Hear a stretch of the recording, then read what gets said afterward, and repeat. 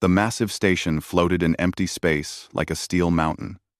Apex Prime had been the heart of galactic politics for 3,000 years. Inside its largest chamber, representatives from 47 different alien species waited for the vote that would change everything. Commander Jake Morrison stood on the bridge of his ship, the Horizon's Edge. He was a tall man with short brown hair and tired eyes.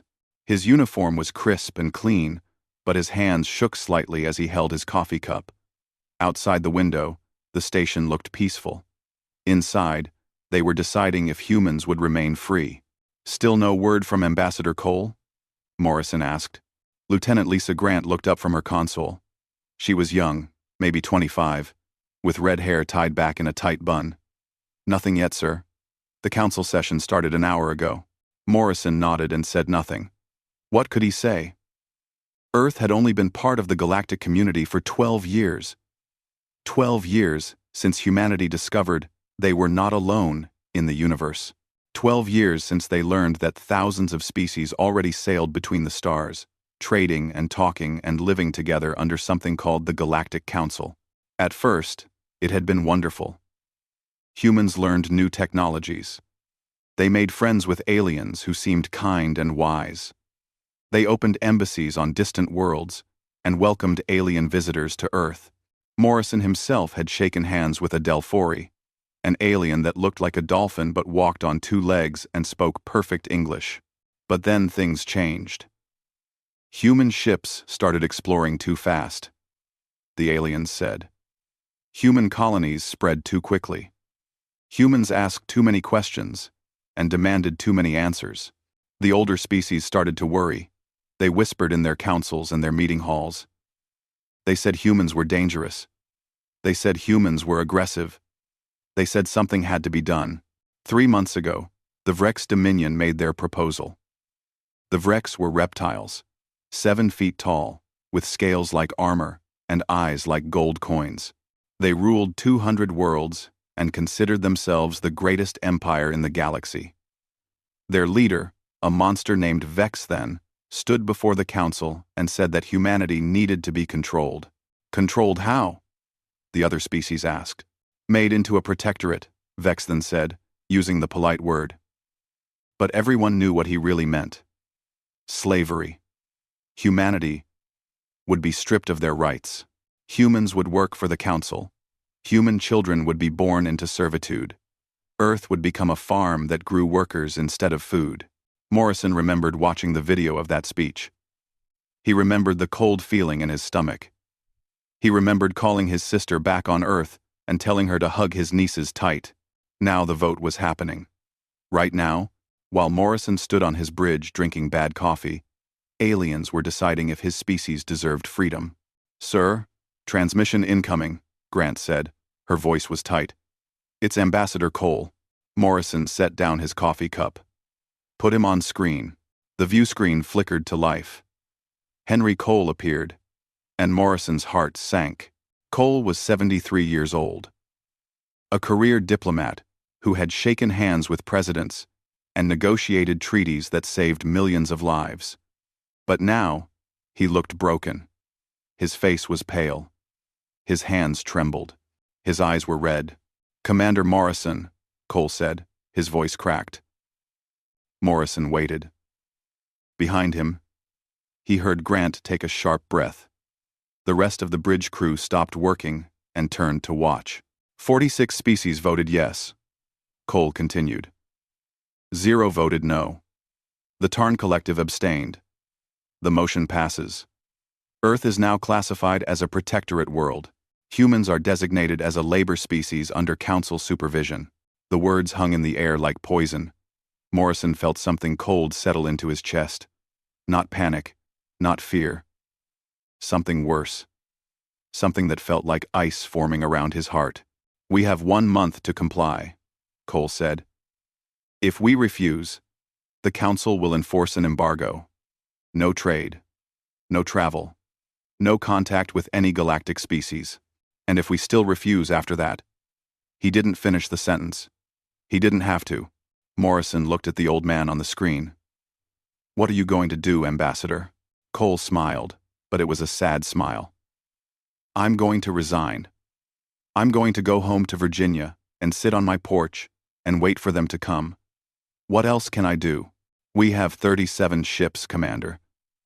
They have thousands. We've been in space for 12 years. They've been sailing the stars for millennia. This fight was over before it started. No, Morrison said quietly. Cole blinked. No, Morrison repeated, louder this time. The fight isn't over. It hasn't even started yet. Commander, be reasonable. We cannot win a war against the entire galaxy. Morrison leaned forward, his hands gripping the edge of his console. Maybe not. But we can make them bleed. We can make them regret this choice. We can show them that humans don't kneel. Cole stared at him for a long moment. Then, slowly, the old ambassador nodded. God help us all, he whispered. God help us all. God help us all. God help us all. The transmission ended. The screen went black. Morrison turned to face his crew. 23 people stared back at him. They were young and old, men and women, veterans and rookies. They came from America and China and Brazil and Nigeria and a dozen other countries. But right now, they were just humans. We're going home, Morrison said. We're going to Earth. And we're going to prepare. Prepare for what, sir? Grant asked. Morrison looked out the window at the stars. Somewhere out there, 46 species thought they had won. They thought they could vote to enslave humanity, and humans would just accept it. They thought humans were weak because they were young. They thought humans would surrender because the odds were impossible. They were wrong.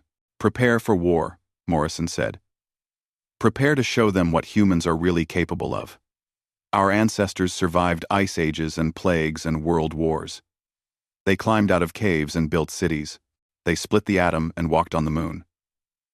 They did impossible things because they refused to give up. And now, it's our turn. He turned back to his crew. The Galactic Council voted to put us in chains.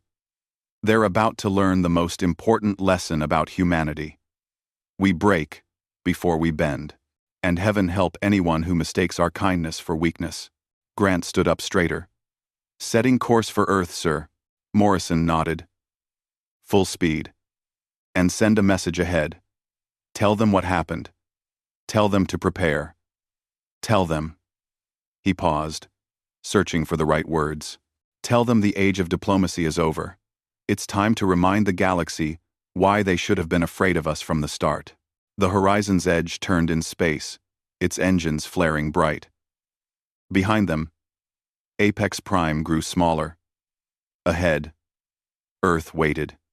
And in the cold dark between the stars, something ancient stirred in the human heart. Not hatred, not rage. Something older and more dangerous. The will to be free, no matter the cost. The news hit Earth like a nuclear bomb. Within 6 hours, every human on the planet knew. The Galactic Council had voted to enslave them. 46 alien species decided that humanity should lose its freedom. The impossible had happened. President Claire Matthews sat in the Oval Office, staring at the phone in her hand. She had just finished talking to the leaders of China, Russia, India, and the European Union. Now she had to talk to her own people. She had to tell 8 billion humans that the stars they dreamed of reaching had turned against them. She stood up and walked to the window. Outside, she could see protesters already gathering. Some carried signs demanding war. Others carried signs begging for peace. Some were crying. Some were shouting. All of them were afraid. Matthews was 52 years old. She had been president for 3 years. She had handled economic crises and natural disasters and political scandals. But nothing had prepared her for this. How do you tell your species that the universe wants to put them in chains? Madam President, her chief of staff said from the doorway. It's time. Matthews nodded. She straightened her jacket and walked to the press room. Cameras waited. Reporters waited. The world waited. She stepped up to the podium and looked directly into the main camera. My fellow humans, she began. By now, you have heard the news from the Galactic Council. I will not sugarcoat this. 46 alien species have voted to classify Earth as a protectorate and humanity as a labor species. In simple terms, they voted to make us slaves. She paused, letting the words sink in.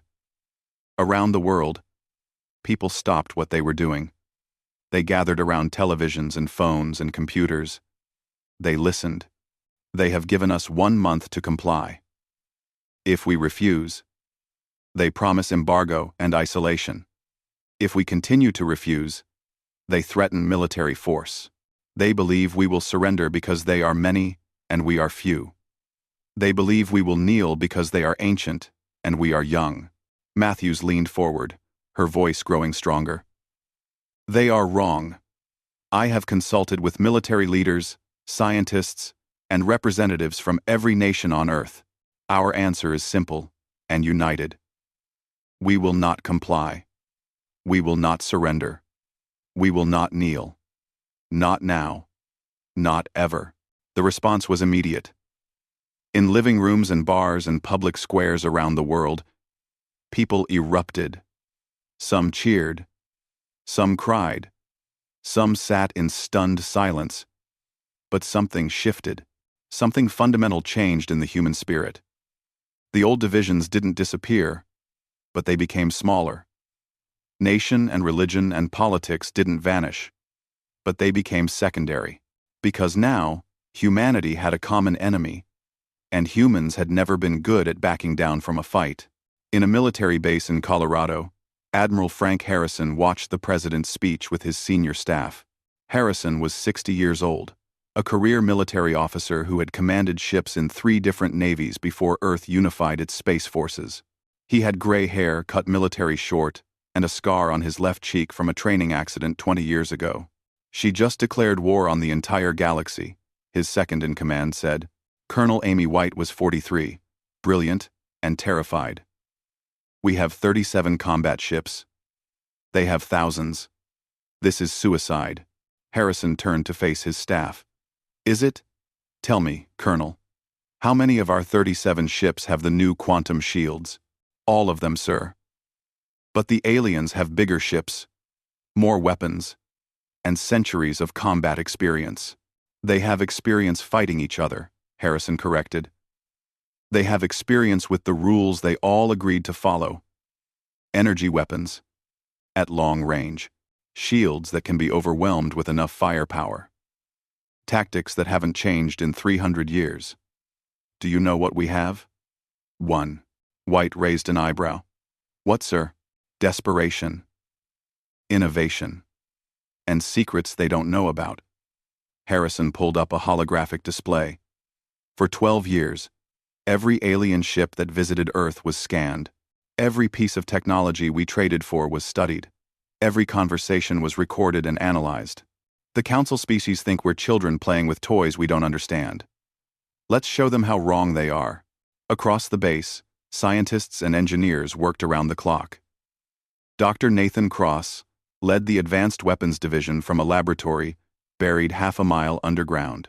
Cross was 38, skinny, and hadn't slept more than 4 hours a night in weeks.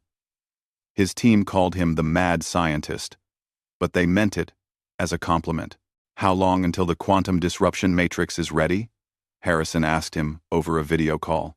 Cross grinned, and it was not a friendly expression. It's been ready for 6 months, Admiral. We've just been waiting for permission to use it.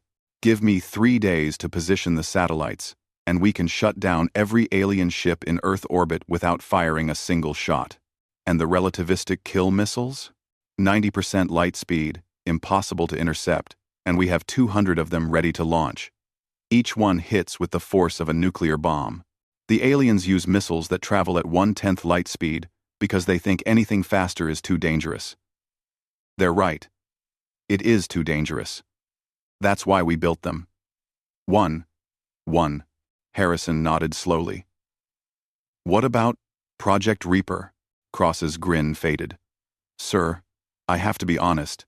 The AI scares me. It learns faster than anything I've ever seen. It can predict enemy movements, coordinate our entire fleet, and adapt to new situations in real time. But it's also unpredictable. We're teaching a machine to wage war, and I'm not sure we fully control it. Can it win? Yes, sir. It can win. But the cost will be high, Harrison finished.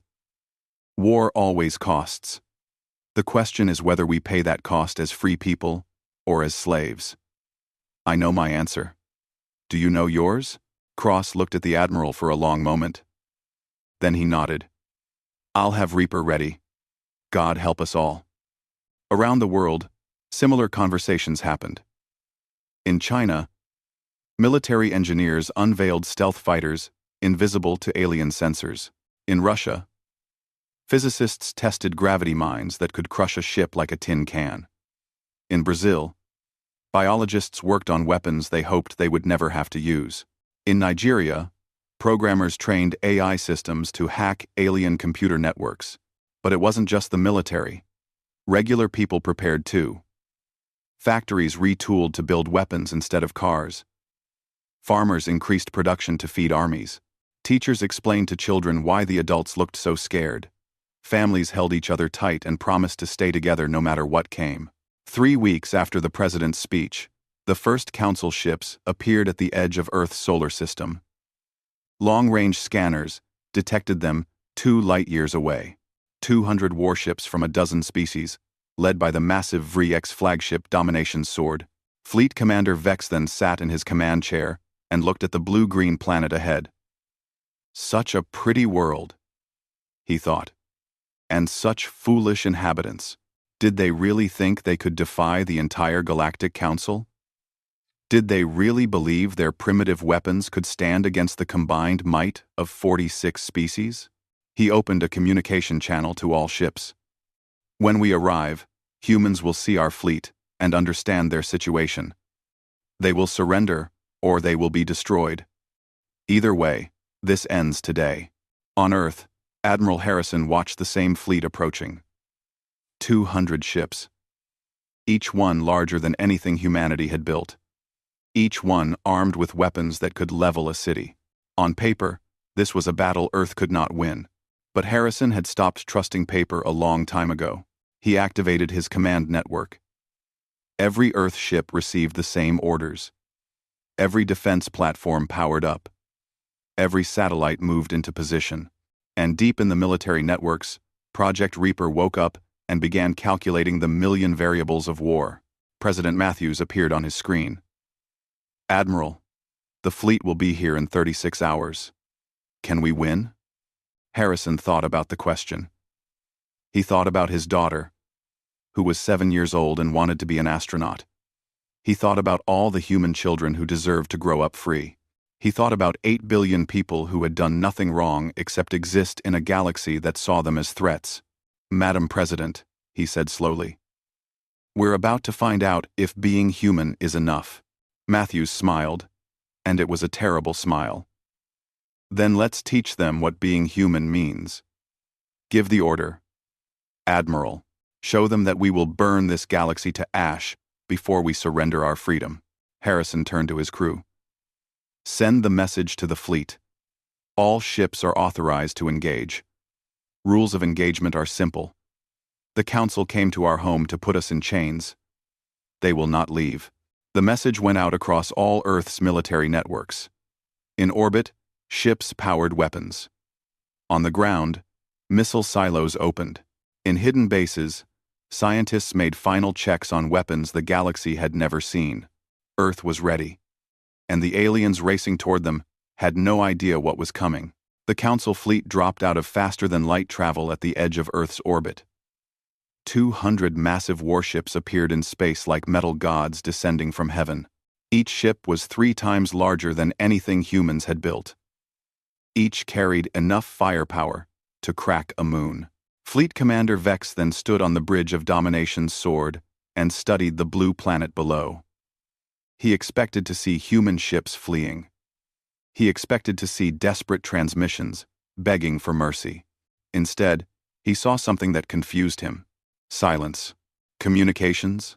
Status? Vex then demanded. His communications officer, a younger Vrex with bright green scales, checked his displays. "Sir, we are being scanned by multiple sources. Earth's defense satellites are active.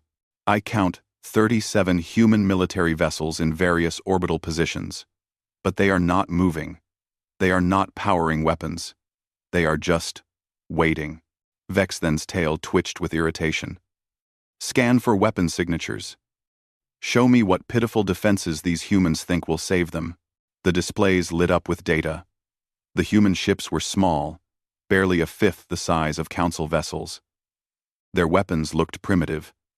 Their armor seemed thin. On paper, the entire human fleet could not defeat even 10 Council ships. "This is insulting," Vex then hissed. "They should have surrendered the moment they saw our fleet. Instead, they waste our time with this posturing. Open a channel to Earth." The channel opened, but before Vexthen could speak, a human voice filled the bridge. It was calm, almost casual, and it came from every speaker in the fleet simultaneously. Someone had hacked their communications. "Council fleet," the voice said. "This is Admiral Frank Harrison of the United Earth Defense Force. You have entered Earth's sovereign space with weapons charged and hostile intent. You came to our home to put us in chains. You will not leave." Quote, quote, quote. Vex then laughed. The sound was like rocks grinding together. "Admiral Harrison, you command 37 ships against my 200. Your world stands alone against 46 galactic species. Surrender now, and your people will be treated well in their new role." There was a pause. Then Harrison spoke again, and this time there was something in his voice that made Vexthen's scales prickle. "You think we will surrender because you have more ships? Let me explain something about humans, Commander. We have a saying on Earth. The bigger they are, the harder they fall. Let me show you what that means." The transmission ended. For 3 seconds, nothing happened. Vex then was about to order his fleet to open fire when every console on Domination's sword went dark. "Report," Vex then roared. "Sir, primary power is offline. Backup systems failing. Weapons disabled. Shields down." His engineering officer's voice was panicked. "I cannot explain this. Our reactors simply stopped working." Across the fleet, the same thing happened on every Council ship. 200 warships, the most powerful vessels in known space, suddenly became 200 expensive pieces of metal floating helplessly in the void. Every reactor shut down simultaneously. Every weapon went silent. Every shield collapsed. Only the human ships remained powered. Their engines glowed bright. Their weapons hummed with energy. They moved through the disabled fleet, like sharks circling wounded prey. From the carrier Liberty, Admiral Harrison watched his plan unfold perfectly. The quantum disruption matrix, hidden in satellites throughout Earth's orbit, created a field that shut down alien reactors while leaving Earth's specially shielded vessels untouched. Dr. Cross had promised it would work. He had been right. "Launch boarding teams," Harrison ordered. Marines poured from human ships in armored pods. They attached to alien hulls and cut their way inside. The Council crews, trained for ship-to-ship combat in space, were completely unprepared for humans in powered armor, carrying weapons that fired metal slugs instead of energy beams. Captain Ryan Foster led the assault on Domination's sword. He was 32, built like a tank, and angrier than he had ever been in his life. His squad cut through the ship's hull and dropped into a corridor filled with confused Vrex warriors. "Drop your weapons," Foster shouted. His suit's translator made sure every alien understood. "You are prisoners of war. Resist, and you will be killed." The Vrex hesitated. They were warriors, bred for combat, trained since childhood to never surrender. But they looked at the humans in their strange armor, carrying weapons that seemed crude but deadly. They looked at their own empty hands, their disabled weapons, their powerless ship. One Vrex, braver or more foolish than the rest, charged at Foster with bare claws extended. Foster's suit calculated trajectories. predicted movements, and adjusted his aim before his conscious mind even registered the threat. He fired once. The Vrex dropped, a hole in his chest, dead, before he hit the floor. "Anyone else?" Foster asked calmly. The remaining Vrex dropped their weapons. Foster's team rounded them up and marched them to the ship's brig. The same scene played out across the fleet. Human Marines seized control of 200 ships in less than 2 hours. Not a single human died in the assault. Fleet Commander Vex then found himself kneeling in his own command center, human soldiers surrounding him. His weapons were gone. His crew was imprisoned. His mighty fleet was captured. A human Marine stood over him, young and small by Vrex standards, but holding a rifle that looked like it could punch through his scales without effort. Private Kelly Brooks was 23 years old. She had joined the military 2 years ago, hoping to explore the stars. Instead, she was guarding an alien commander who had come to enslave her species. She looked down at Vex then and felt something she did not expect. Not hatred, disappointment, like looking at something that should have known better. "Why?" she asked quietly. "We never hurt you. We just wanted to be part of the galaxy. Why did you try to take our freedom?" Vex then stared at her. In all his years, no one had ever asked him such a question. Why? Because humans were young and weak. Because the old order required new species to submit. Because that was how things had always been done. But looking at this young human, at the soldiers who had taken his fleet without losing a single warrior, at the planet below that had defeated 200 ships without firing a shot, maybe the old order was wrong. He said nothing. Brooks shook her head and walked away. Admiral Harrison broadcast his message to the Galactic Council. The transmission showed all 200 captured ships. It showed alien crews imprisoned in their own vessels. It showed Earth's small fleet, undamaged and victorious. "Council members," Harrison said, "you sent 200 ships to enforce your slavery decree. I now hold those ships and their crews as prisoners of war. My terms are simple. Withdraw the decree. Recognize human sovereignty. Do this within 1 week, and I return your ships and crews unharmed. Refuse, and you will learn that this was mercy compared to what comes next. Henron Klein. Withdraw the 2-man. For this silence. Withdraw the decree." The transmission ended. The council chambers on Apex Prime erupted in chaos. Some species demanded immediate compliance. Others called for a larger fleet. The Vrex representatives screamed for blood vengeance. The Tarn Collective, who had abstained from the original vote, quietly suggested that maybe they should listen to the humans. The debate raged for 6 days. Pride fought against pragmatism. Ancient prejudice fought against new fear. In the end, the old ways won. The council voted to refuse Harrison's terms. Instead, they assembled a new fleet, 800 ships this time, enough to overwhelm Earth's defenses through sheer numbers, enough to teach humanity that resistance was futile. Admiral Harrison received their answer in his command center. Colonel Amy White stood beside him, reading the message. 800 ships, she said quietly. They are not taking this seriously. They think we got lucky the first time. Harrison nodded. He activated his quantum communicator to President Matthews. Her face appeared on his screen, looking older than she had a week ago. "Madam President," Harrison said formally, "the Council has refused our terms and assembled a larger invasion fleet. I require authorization to proceed to Phase 2. Matthews closed her eyes. Phase 2 meant deaths. Not just disabled ships and captured crews. Real violence, real war. Real bodies floating in space. But what choice did they have? Surrender meant slavery. Resistance meant war. There was no middle ground. "Admiral Harrison," she said slowly, "you have full authorization to defend Earth by any means necessary. Do what you must. May God forgive us for what comes next." Harrison saluted. The transmission ended. He turned to Colonel White. "Send the signal," he said. "Detonate the prisoners." White's hands shook as she entered the authorization codes. On her screen, 200 ships appeared, still floating in Earth's orbit. Still filled with alien crews who had come to enslave humanity. They had families back home. They had children who would never see them again. They were just following orders. But they had come to make humans slaves. And humans had made their choice. The quantum charges planted in each ship's reactor core detonated simultaneously. 200 explosions lit up Earth's orbit like a ring of fire.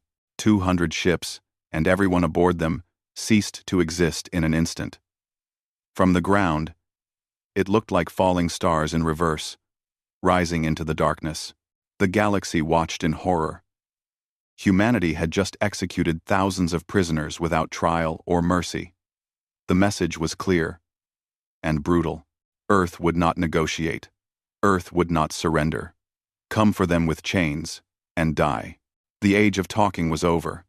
The age of blood had begun. The execution of 200 ships changed everything. Across the galaxy, species that had lived in peace for centuries suddenly remembered what war meant. Young aliens who had never seen violence watched videos of the explosions and felt fear for the first time. Old aliens who remembered ancient conflicts looked at humanity and saw something terrifying, a species with nothing to lose. The Council's response was predictable. They assembled 800 ships from 20 different species. Enough firepower to shatter a planet's crust. Enough warriors to overwhelm any defense. They gathered at a staging point 3 light-years from Earth and prepared for the final assault. This time we will not be gentle, the Council leaders announced. Humanity has proven itself barbaric and dangerous. We will pacify Earth completely. Resistance will be met with total destruction. But humanity was not waiting at Earth. Humanity was hunting.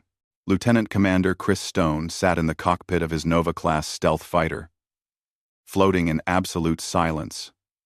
3 light-years from Earth. His fighter was so small and quiet that alien scanners registered it as cosmic debris. Just another rock floating in the endless dark.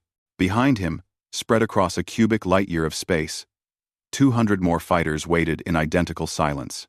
Stone was 29 years old, thin and wiry, with sharp blue eyes and hands that never stopped moving.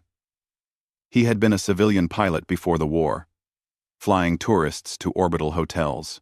Now he flew a machine designed for one purpose: killing alien ships before they knew he was there. All units, this is Control, a voice said in his ear. It was not quite human. Project Reaper, the AI that coordinated Earth's fleet, spoke with perfect clarity, but no emotion. Enemy fleet detected. Count confirms 800 vessels. They are preparing to jump to Earth. Engagement authorization is granted. Execute plan, Razor. Stone smiled, and it was not a nice smile. Copy that. Control. All fighters, arm weapons. Remember your training. Fast, quiet, and mean.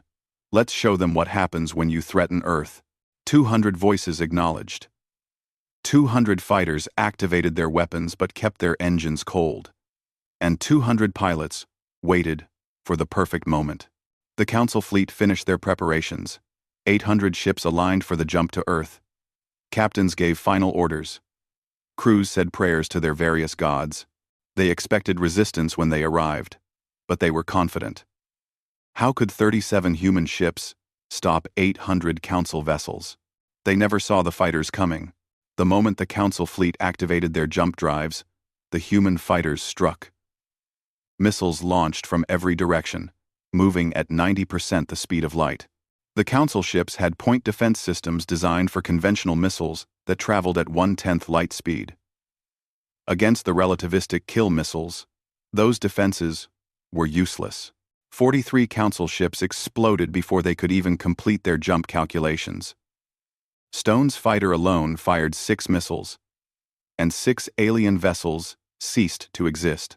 His AI co-pilot, a subset of Project Reaper, calculated vectors and trajectories faster than thought, feeding him targets with mechanical precision. Target destroyed, the AI reported. New target acquired. adjusting vector, firing. Stone's hands moved across the controls, following the AI's guidance. Another missile launched. Another alien ship died. Around him, space lit up with explosions as 200 human fighters carved through the confused Council fleet. But the Council forces were not helpless. They had more ships, more weapons, and more experience. They began to coordinate their defense, using overlapping point defense fire to create kill zones. 3 human fighters exploded in quick succession, overwhelmed by massed fire. All units, break and scatter. Stone ordered. Switch to Protocol Ghost. Make them work for every kill. The fighters dispersed like smoke, each one following unpredictable paths that made targeting nearly impossible. They fired, moved, fired again, never staying in one place long enough for return fire to find them. It was chaos. It was beautiful. It was exactly how humans fought when the odds were impossible. By the time the Council fleet managed to organize a proper defense, they had lost 147 ships.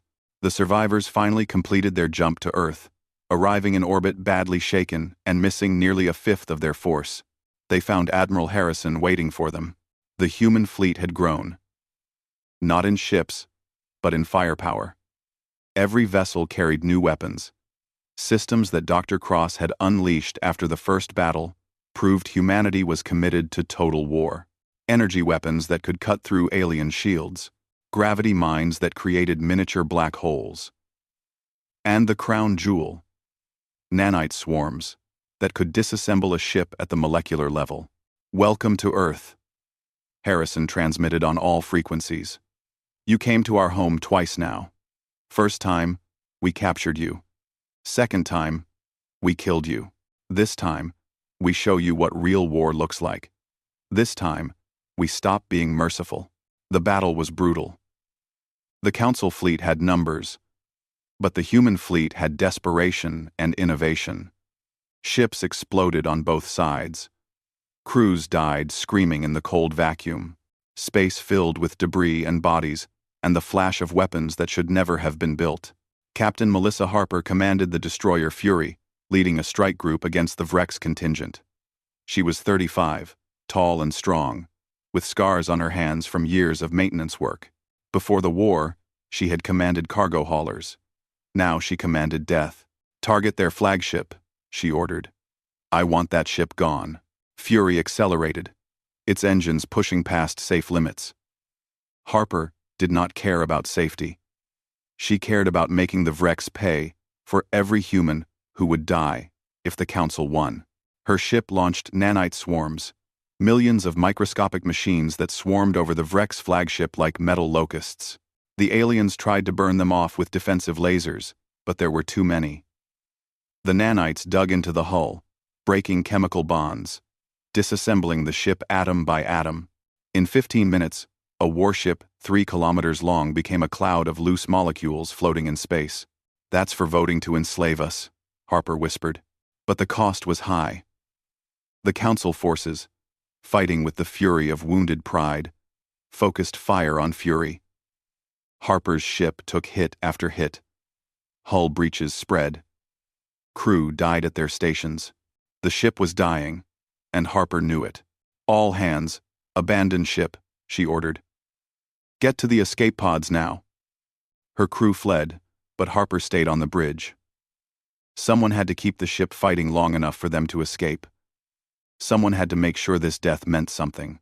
She redirected all remaining power to weapons and fired everything she had at the nearest Council ship. Her final act was to ram Fury into an alien cruiser, both ships exploding together in a ball of fire. Across the solar system, similar sacrifices played out. Human ships fought with a desperation the Council forces could not match. Every human knew what defeat meant. Slavery. The end of freedom. No future for their children except chains. So they fought like humans always fought when backed into a corner. With courage and cunning and a willingness to die rather than surrender. The battle lasted 14 hours. When it ended, the Council fleet retreated. Of their 800 ships, only 412 survived to jump away. Earth's fleet had started with 37 ships and ended with 20. 17 human ships destroyed, 8,000 personnel dead. But the Council attack had failed. Admiral Harrison sat in his command chair, surrounded by damage reports and casualty lists. Colonel White stood beside him, her uniform torn and bloody from a hull breach that had nearly killed her. "We won," she said quietly. Harrison shook his head. "We survived. That is not the same as winning. They will come back. They will bring more ships. Eventually, they will overwhelm us through sheer numbers. So what do? Harrison pulled up a star map. It showed Council space. Hundreds of systems connected by trade routes and supply lines. All of it vulnerable. All of it undefended, because the Council had sent their military forces to Earth. "We stop defending," Harrison said. "We start attacking. They want to break us through numbers? We break them through fear. We hit their supply lines. We burn their shipyards. We make them understand that enslaving humanity will cost them everything they have built." He activated his communication network. Every surviving human ship received new orders. Operation Reaper was expanding. No longer just defense. Now, offense. Now, war across the stars. Captain Stone, miraculously still alive after the battle, received his orders and smiled. His fighter was damaged, running on backup systems, held together by hope and metal patches, but it could still fly. It could still fight. "All surviving fighters," he transmitted. New orders from command. "We are going on offense. First target, Vrex Prime orbital shipyards. Time to take the war to their homes. Time to show them what it feels like when someone threatens everything you love." 200 human fighters scattered across the galaxy. Behind them, Earth burned with the fires of war. Ahead of them, Council space waited, unaware of the storm coming their way. The galaxy had tried to enslave humanity. Now humanity would teach them the cost of that choice. The lesson would be written in fire and blood. And it would be a lesson the galaxy would never forget. 6 months after the war began, the galaxy was burning. Not literally, but close enough. Human strike forces hit Council targets across 50 systems. Orbital shipyards exploded above alien homeworlds. Supply convoys vanished in deep space. Military bases woke up to find their defenses disabled and their ships destroyed. The Council species had forgotten what real war looked like. For centuries, they had fought according to rules. Battles happened in designated zones. Civilian targets were off limits. Wars ended with negotiations and treaties, not total destruction. Humanity followed none of those rules. Because humanity had never agreed to them. And because humanity was fighting for survival. Captain Chris Stone's fighter group hit the Vrex Prime shipyards on a cold Tuesday morning. The yards were massive, orbiting the Vrex homeworld like steel moons. They built the warships that had come to enslave Earth. Now they would burn. Stone's fighters came in silent and fast, using the planet's magnetic field to mask their approach. When they were close enough, they launched their payloads. Not missiles. Something worse. Nanite swarms. The same technology that had killed the Vrex flagship months ago. The nanites spread through the shipyards like a plague, disassembling everything they touched. Hull plating became dust. Reactor cores became loose atoms. In 3 days, the yards that had taken a century to build simply ceased to exist. Stone watched from his cockpit as the destruction spread. Below, on Vrex Prime, billions of aliens looked up and saw their orbital industry vanishing. They saw what humans could do when pushed too far. And they were afraid. Message sent. Stone transmitted to his squadron. "Let's go home." But not everyone was fighting. Some people were still trying to find peace. On a neutral station called Haven's Rest, representatives from the Tarn Collective waited in a conference room. The Tarn were the species that had abstained from the original slavery vote. They looked like otters standing upright, with soft brown fur and intelligent eyes. They had watched the war with growing horror. Ambassador Laura Martin arrived to meet them. She was 42, with gray hair she had stopped dyeing months ago. She had replaced Henry Cole as Earth's lead diplomat after Cole died of a heart attack watching the first battle reports. Some said he died of a broken heart. Martin believed it. Ambassador Martin, the Tarn representative said. His name was Kelvin. And he spoke English with a soft accent. Thank you for coming. We know you have no reason to trust any alien species right now. Martin sat down across from him. Behind her, 2 human Marines stood at attention. She went nowhere without guards anymore. Not after the Vrex had tried to assassinate her twice. Why am I here? Martin asked bluntly. Your people abstained from the vote. But you did not vote against it. You let this happen. Kelvin lowered his eyes. You are right, and I am ashamed. We abstained because we feared offending the powerful species. We were cowards. But we are trying to make it right now. Many council species are having second thoughts. The war is costing them more than they imagined. They want peace. Martin laughed, but it was a bitter sound. They want peace now? After trying to enslave us? After we lost 8,000 people defending our freedom? Tell me, Ambassador Kelvin, what kind of peace are they offering? The kind where we surrender and become slaves anyway? No, Kelvin said quickly. That is not what we are proposing. We believe humanity has proven something important. You cannot be enslaved, not without destroying you completely. And the cost of that destruction is becoming unthinkable. He pulled up a holographic display showing casualty numbers. The Council Coalition had lost over 2,000 ships. Millions of crew members were dead.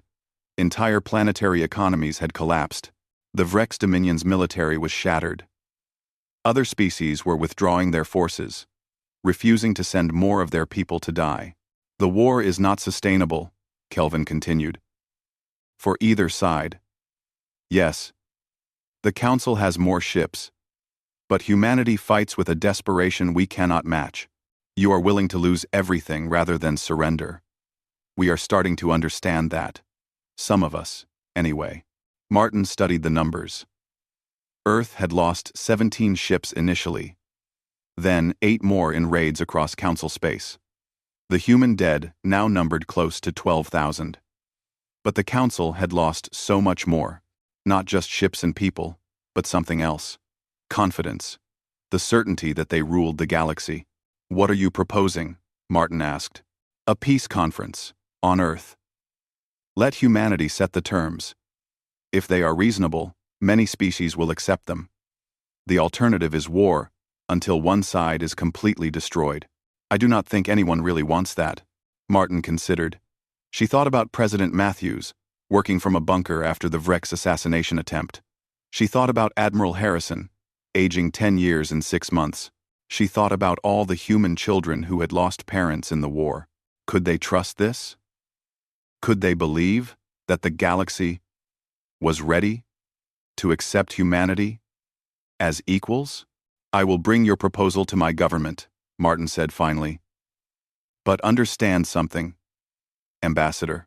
If this is a trick, if you are trying to lure us into some kind of trap, humanity will respond with a fury that will make everything so far look like a warning shot. We have weapons we have not used yet, weapons we hoped never to use. Push us, and you will see what true desperation looks like. Kelvin nodded slowly. I believe you. That is why we want peace. Because we are afraid of what comes next, if the war continues. The proposal reached President Matthews in her bunker beneath the Rocky Mountains.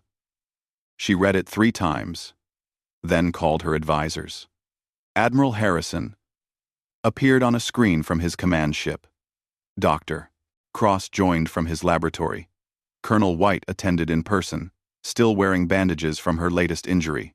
Thoughts? Matthews asked. Harrison spoke first. It could be genuine. The Council is bleeding resources. Many species are withdrawing support. If we push for another 6 months, we might break the coalition completely, but we will also lose more people, more ships, and eventually, They might get desperate enough to use planet-killer weapons. Dr. Cross nodded. I agree. And we need to consider our own limits. We are running low on certain materials. The nanite production is straining our industrial capacity. Project Reaper is working perfectly, but I worry about what happens if we push it too far. The AI is learning things I did not teach it. Matthews turned to Colonel White. Amy, you have been with this from the start. What do you think? White was quiet for a moment. Madam President, I think about why we are fighting. We are not fighting to destroy the galaxy. We are fighting to ensure no one can enslave us. If we can achieve that through peace, maybe we should try. But the terms have to be ironclad. No loopholes. No ambiguity. Complete recognition of human sovereignty and protection so strong that no species will ever try this again. Matthews made her decision. Tell Ambassador Martin to accept. But she sets the location and security. The conference happens on Earth, in Geneva, and we dictate the terms. 2 months later, representatives from every council species gathered in Geneva. The city had been chosen deliberately. It was where humans had once signed treaties protecting human rights. Now it would host a treaty protecting humanity itself from alien aggression. The conference room was simple but elegant. A long table surrounded by chairs for 47 species plus humanity. Outside, human marines patrolled with weapons ready. Overhead, stealth fighters circled invisibly. No one was taking chances. Ambassador Martin stood at the head of the table. She looked at the aliens gathered before her. Some looked defiant. Some looked defeated. All of them looked uncomfortable. They were used to being in charge. Now they were supplicants in the court of a species they had tried to enslave. Let me be clear. Martin began. Earth did not start this war. You did. When you voted to enslave us. When you sent fleets to force us into chains. Everything that happened after that, every ship destroyed, every life lost, is because you could not accept that humanity deserves the same freedom you claim for yourselves. She pulled up a holographic display showing Earth's terms. They were not gentle. First, complete and immediate recognition of humanity as a sovereign species with full rights under galactic law. Second, reparations for all damages and deaths caused by this war. Third, any species that participated in the slavery vote will demilitarize their forces by 50% for 20 years. Fourth, establishment of a new galactic charter that makes slavery of any species illegal and punishable by severe sanctions. The room erupted in protest. The Vrex representative, a general named Krath, who had replaced the dead Vex then, stood up. This is outrageous, Krath shouted. You demand we disarm while you keep your weapons? You demand reparations when you destroyed thousands of our ships? Martin turned to face him. Yes, General Krath. It is surrender. Your surrender. You started a war you could not win. Now you pay the price. Consider yourselves fortunate that we are allowing you to rebuild at all. Many voices on Earth want to continue the war until every species that voted for slavery is reduced to primitive technology. I am trying to prevent that. And the fifth term? Asked the Tarn representative. You mentioned 4 items. But I suspect there is a fifth. Martin smiled. And it was not a friendly expression. Fifth and final. Humanity receives permanent representation on all galactic decision-making bodies. With full veto power, every major decision affecting the galaxy must have human approval. We will not trust our freedom to your good intentions ever again. The room fell silent. The aliens looked at each other. Some seemed ready to refuse and resume the war. Others looked at the human marines standing at attention around the room, at the stealth fighters they knew were overhead, at the planet that had defeated their combined might. What choice did they have? Continue fighting a species that would rather burn the galaxy than kneel? Or accept these terms and rebuild? One by one, species agreed. The Tarn signed first. Then smaller species, who had only reluctantly supported the slavery vote. Even the Vreks, proud and wounded, eventually signed. Because the alternative was annihilation. The treaty was ratified on a cold morning in December. President Matthews signed for humanity. 47 alien ambassadors signed for their species. And the war that should have ended humanity instead transformed it into a galactic power. 10 years later, the galaxy was different. The council species had rebuilt, but they rebuilt under Earth's watchful eye. New species joining the galactic community found protections and rights their predecessors never had. And humanity, no longer the frightened newcomers, stood guard over freedoms they had paid for in blood. Admiral Jake Morrison, promoted after Harrison retired, stood on the observation deck of Unity Prime. The station had been renamed after the treaty. His daughter, Sophie, now a young officer, joined him. "Do you ever regret it?" Sophie asked. "The war. I mean, all those deaths. Could we have found another way?" Morrison looked at his daughter. She wore the uniform of the United Earth Defense Fleet, serving in a position her ancestors could not have imagined. Free, equal, respected. "I think about it every day," Morrison admitted. "I think about the 8,000 humans who died defending our freedom. I think about the millions of aliens who died because their leaders made a terrible choice. All that death, all that destruction. But," Sophie prompted. "But I also think about you," Morrison said. "I think about every human child born in the last 10 years. They grow up in a galaxy where no one will ever vote to enslave them, where their rights are protected by law and force, where humanity stands as equals with species that have sailed the stars for millennia. Was that worth the cost?" He looked out at the stars, at the ships from 100 species trading and talking and living together under new rules. Rules that protected everyone, not just the powerful. "Ask me that question in another 10 years, Morrison said. "Ask when you have children of your own. Ask when they grow up free, with the entire galaxy open before them, and no one can take that away. Then, I will give you my answer." In the distance, Earth shone blue and green, unconquered and unconquerable. The homeworld of the species that taught the galaxy an ancient lesson, written in fire and fury across the stars. Freedom is not given, it is taken. And humanity would pay any price, burn any bridge, fight any enemy to keep it. The galaxy tried to enslave them. Instead, humanity freed them all.